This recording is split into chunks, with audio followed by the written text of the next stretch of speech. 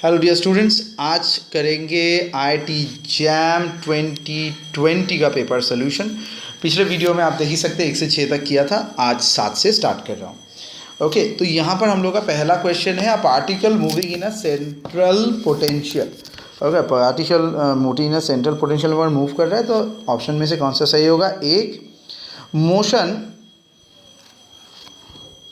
Restricted रहेगा एक plane के अंदर क्योंकि कंजर्वेशन ऑफ एंगुलर मोमेंटम है। दूसरा, मोशन रेस्ट्रिक्टेड रहेगा एक प्लेन के अंदर क्योंकि कंजर्वेशन ऑफ एनर्जी ओनली। ठीक है, फिर से वही चीज़ इस बार है लीनियर मोमेंटम की वजह से। और चौथा ऑप्शन है मोशन रेस्ट्रिक्टेड नहीं रहेगा। तो पहला 3 ऑप्शन रहेगा और उसके साथ 3, और चौथा ऑप्शन है नहीं रहेगा। तो हम लोग मान लेते हैं रहेगा नहीं रहेगा के इस बीच में, अगर रहेगा नहीं तो ऑप्शन डी, और रहेगा तो हम लोग को 3 पार्ट में ये एसोसिएटेड है। तो चलिए एक एक करके देखते हैं।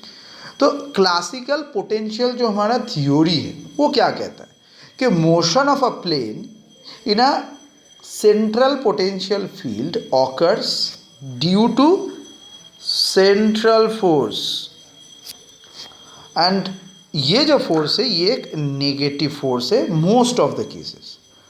अब सेंट्रल फोर्स किस तरफ डायरेक्टेड रहता है या फिर किससे अवे रहता है और किसकी तरफ रहता है?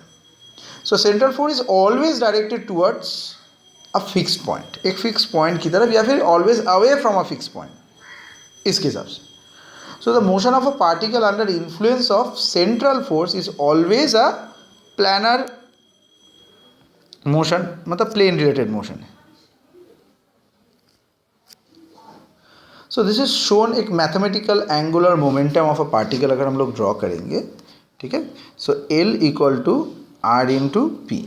तो आर पी है हम लोग का, एम इंटू वी हो जाएगा। ठीक है, so time rate of change अगर लेंगे, so d l by d t, t के हिसाब से डेरिवेटिव कर दिया। सो एम तो हम लोग का कांस्टेंट है, d into d t by of m, sorry r v के हिसाब से करेंगे।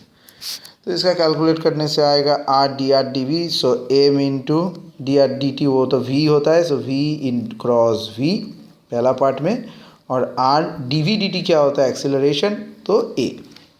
सो नाउ वी क्रॉस वी हम लोग का हो गया 0 ये, और आर डॉट ए हम लोग का है। सो डी टी हम लोग का एक्सेलरेशन है। सो डी एल डी टी को हम लोग फिर से लिख सकते हैं कुछ इस तरीके से, r into m into a या फिर r into force. So F is the central force and r the vectors along the same line.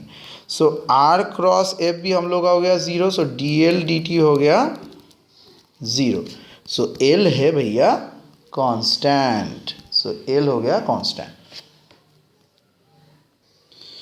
Last part में आते हैं। सो आर डॉट एल भी जो है, so r dot l, sorry r dot f, ये हो गया आपका 0। अब आर डॉट एल है r cross p, so p बाहर चला जाएगा, आर क्रॉस आर, तो ये भी 0। ओके, सो को प्लानर तो हो गया। सो हिंस द पार्टिकल पोजीशन जो है आर के ऊपर और उसका जो वेलोसिटी है, तो वो को प्लेनर वेक्टर ही देगा। सो पार्टिकल जो सेंट्रल पोटेंशियल फील्ड में मूव कर रहा है तो वो रेस्ट्रिक्टेड टू अ प्लेन तो रहेगा ही due to conservation of angular momentum की वजह से। तो हमारा ऑप्शन हो गया 1। सो 7 का आंसर है ए। अभी 8 की तरफ बढ़ेंगे, लेकिन 8 में तो बहुत सारी चीज़ें लिख दिए हैं, तो 8 को थोड़ा साफ़ सुथरा बनाना पड़ेगा। तो चलिए बनाते हैं।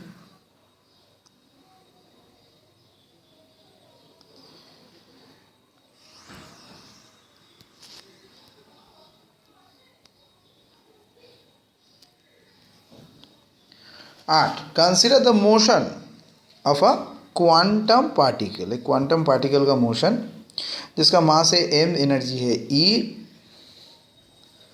और वो कैसे मूव कर रहा है? Step potential height of v0। ठीक है, सो इफ़ r जो है उसका रिफ्लेक्शन कोएफिशिएंट हुआ तो इनमें से कौन सा सही है?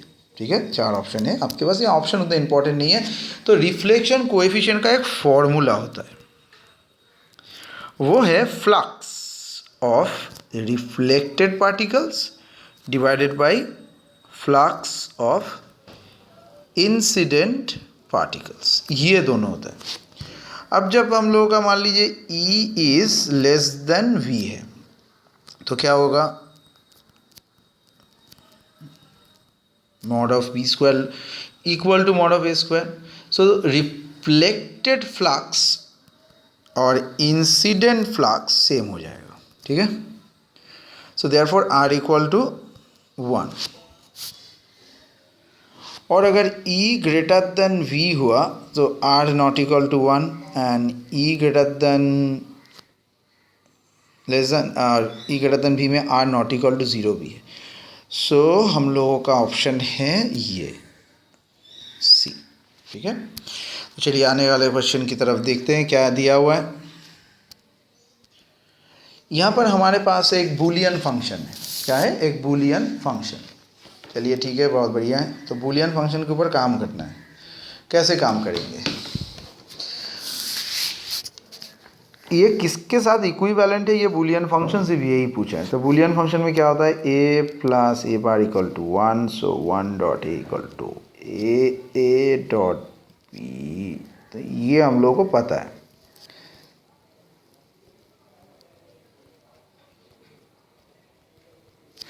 सो ये सारा एक्सियोम को और आइडेंटिटी को अगर हम लोग इस्तेमाल करेंगे इसको सॉल्व करने के लिए, सो पी क्यू हो गया,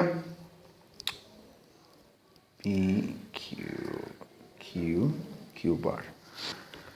सो यहाँ से पी क्यू रहेगा, अंदर पी क्यू ये आ गया, so plus p bar plus Q 1, तो P Q bar plus Q. फिर हम लोग इसको तोड़ सकते हैं P bar plus Q bar and P bar plus Q में। तो ये पूरा टोट के आ जाएगा P bar Q, Q bar P bar and Q bar Q में। तो ये टोटल आ जाएगा। इससे ये पी बार रहेगा, पी बार इन दोनों से कॉमन जाएगा, ये 0 हो जाएगा। So P bar is this, P bar यहाँ से अगर कॉमन गया तो क्यू प्लस पी ये वहाँ पर 1, so p plus p bar जो कि है, so this is finally p plus p bar. So this is now p bar plus p bar, so which is again a p bar. So answer is b. थोड़ा सा लंबा calculation था, लेकिन देखने से आपको शायद समझ में आया है। कुछ प्रॉब्लम हुआ तो मुझे पूछ सकते हैं। नेक्स्ट वीडियो में हम लोग 10 नंबर क्वेश्चन से स्टार्ट करेंगे।